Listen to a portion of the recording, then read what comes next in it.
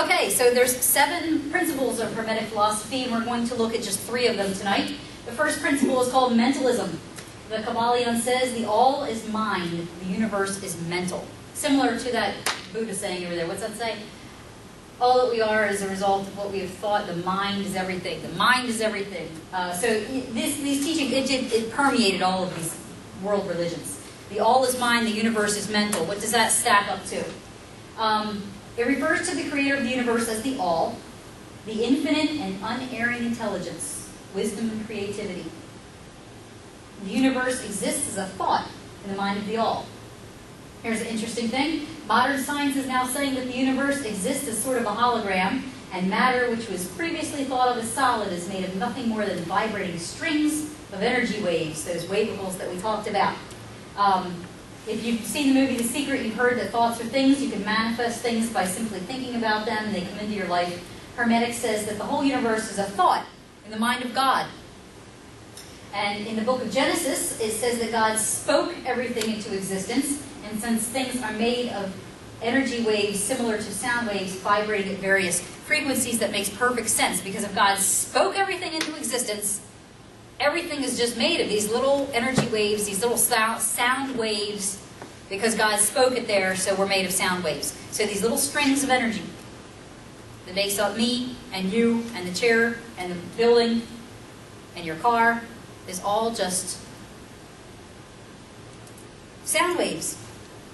Little strings vibrating at different frequencies to be different things, and that's scientifically, when they break it down, that's the scientific thing. So it's interesting to think about that. And the second principle is correspondence, and that is the as above, so below. As below, so above. Hermetics teaches that there are 3 planes of existence: physical, mental, and spiritual. The difference in the planes is the difference in the frequencies of vibration. By controlling your thoughts, you can elevate your consciousness and your life circumstances to higher planes of existence. That's the Hermetic teaching. So how does that stack up to science and the Bible? Quantum physics and string theory says that there are 9 or 11, depending on how you slice it, or maybe more, total dimensions, and that we can only experience 4 dimensions. We have width, length, depth, and the 4th dimension is time. Right? So we have our 3-dimensional stuff, and then we have the dimension of time. So that's 4 dimensions. So the other dimensions, the scientists say, are there mathematically, because when they do the math, they see all these dimensions. But where are they? Here's their illustration. You are on a tightrope, and you can go forward or backward. That's all you can do is forward or backward. So for the person on the tightrope, there are 2 dimensions that you can go, so to speak, right? But there's this worm. And he's not limited to forward or backward. He curls around underneath of the tightrope, so when you're walking on it, you don't even see the worm, because there's another dimension available to him, right? So there's these other dimensions that are not available to our senses, because we're vibrating too slowly. You speed up the vibration, all of a sudden there's other dimensions that are available to you. So, these other dimensions in quantum physics could very well be the mental and spiritual planes of existence taught in Hermetic philosophy. And this is cool, the realm of spiritual beings and heaven taught in the Bible are these other dimensions. So, your guardian angel.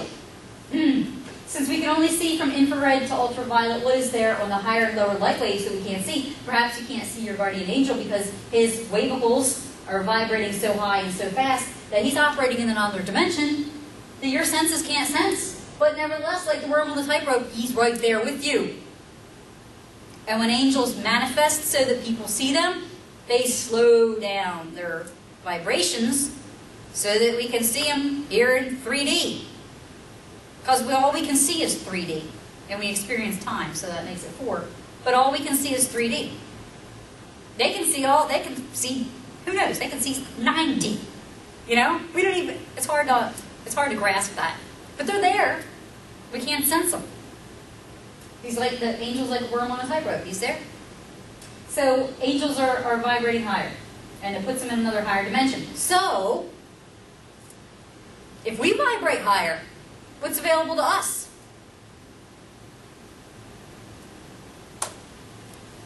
Third principle is called vibration. This is Hermetic philosophy. This is 5,000 or 6,000 years old. Everything vibrates, nothing rests, everything moves, everything vibrates. This is the last principle we're going to cover today. The difference between the varying planes of existence is merely their vibrational rate of movement. By controlling your thoughts, you can accelerate or decelerate the vibrational rate that you attract, change, banish. Banish is a wicked kind of term. Each plane vibrates on a different frequency. Modern physics says everything vibrates. Everything's vibrating. Those atoms, there's this little electron, and it's going around and around and around and around the atom, right? Around the nucleus in the atom. Nothing is still. It just looks still. And there's all this space in this atom. We think of it as this little...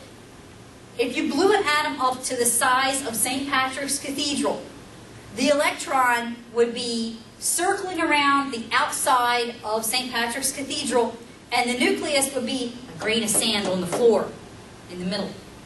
That's how much space. There's way more space in the atom than stuff to the atom. There's more space than particle. So they're vibrating really, really fast. And if we knew how to make ourselves vibrate fast, we could take advantage of that space. We could walk through the locked door. So modern physics, of course, says everything's vibrating. So modern physics confirms Hermetic philosophy and says, yes, everything does vibrate.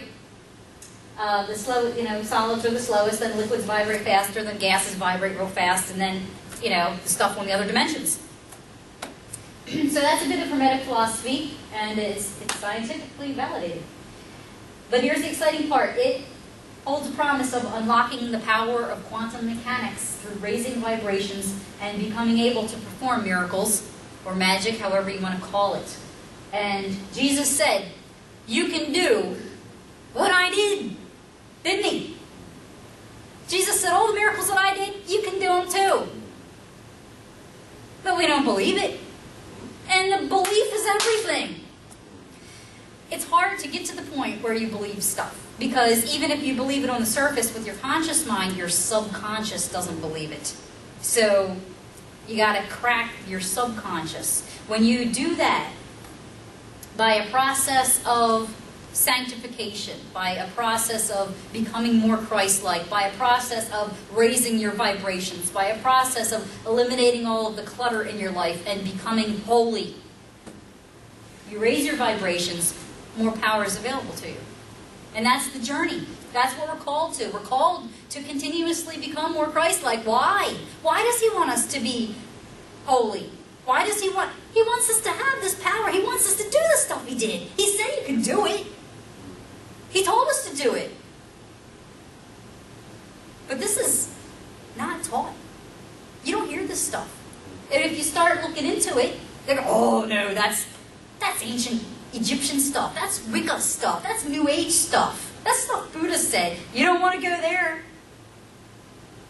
So I propose that it's a lie of Satan to keep all this stuff from Christians because he doesn't want us to be powerful. So if Hermetic philosophy is scientifically accurate and holds these enormous truths, it explains why it caught on and spread from Egypt and formed the basis of the religions in ancient times. As far away as Peru, they had those pyramids that looked very, very similar to the ones in Egypt. In Europe, the pagans were casting their skulls and teaching as above, so below. And with few exceptions, the spells were good things. They were trying to grow their gardens and things like that. Yes, they had a lot of misunderstandings, and they didn't know the whole truth. And in the Middle Ages, the alchemists were seeking to raise their vibrations and transmute metals and all that sort of thing. How could the ancient Egyptians have known this stuff if God didn't tell them? We come back to how did God deal with people before the Bible was written? And why? Here's a question. Why did the ancient Egyptians leave their original religion? Why don't they worship Thoth? Thoth could be like Melchizedek. He could have been a pre-incarnate Christ. Why are they Muslim today? I want the Egyptians to go back to worshiping Thoth, Kinder, gentler time. No, but now today they're radical Muslim. You know, we had a radical Christianity that went wiping out people. You know, Jesus said, love your enemies, but instead they burned them at the stake and stabbed them with swords and did these crusades. Oh, the crusades of Richard Lionheart, all those wonderful heroes that we have. They just went down and slaughtered the Arabs and the Jews, and then they went through their own countries in Europe and slaughtered their own people. So, what happened? What happened? The prince of this world, whoever's in charge now, Satan, got rid of Hermetic philosophy, gave the Egyptians and the other Arab nations Islam instead. That's replaced Hermetic philosophy.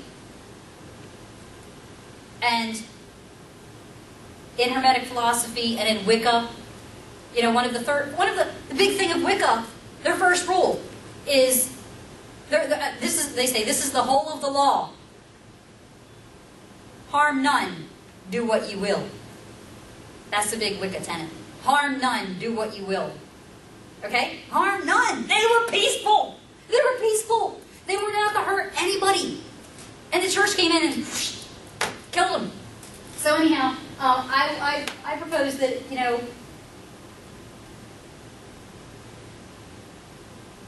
that the world has really been sold a bill of goods, and that Christianity has been twisted, and that Hermetic philosophy has been replaced by Islam for the original people that should be still Hermetics.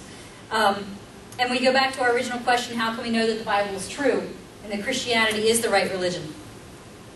Well, if Hermetic philosophy is scientifically validated and has truths to teach us, and if the Bible is really God's Word and is 100% true, then they should no way contradict one another. And if Hermetic philosophy and Christianity are compatible, perhaps Hermetic philosophy was the extent of what was revealed by God before the Bible was written, before Moses, before Job. And if so, then perhaps there are some powerful lessons that can be learned from studying Hermetic philosophy that will give us a broader worldview, and we'll circle back around, and it will strengthen our Christianity. Hermetic philosophy promises the power to change your life, miracles or magic, whatever you want to call them. Are you ready to realize your full potential? Are you ready to move mountains? Or are you content being a mediocre Christian who plays the victim of your circumstances, woe is me, whose brain's on autopilot, controlled by the television industry, who doesn't have an ounce of personal power? Oh, I'm sick. I wish I could help you. I'm just going to go home and watch E. And if you're a Christian, the thought of studying Hermetic philosophy should not threaten you. You can't read yourself fast. Let's learn together. We're in the journey. But before we go, here's your homework.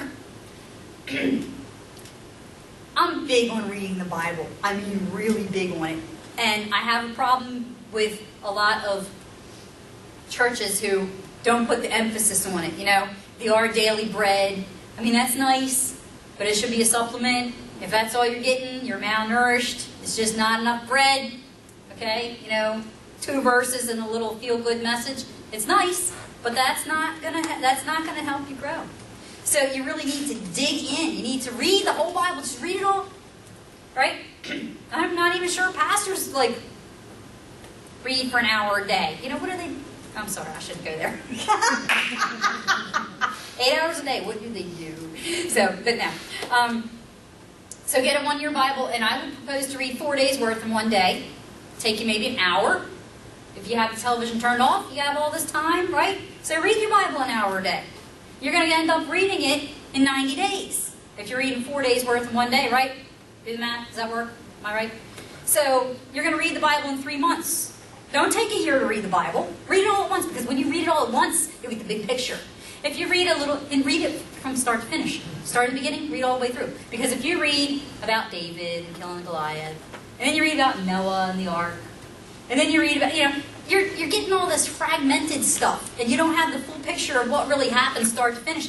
But if you read it all at once in a quick period of time, don't worry about getting it all. Don't worry about understanding it all. Just read it all quick, because you're going to get the big overview of it, and that's what you need. So read the Bible.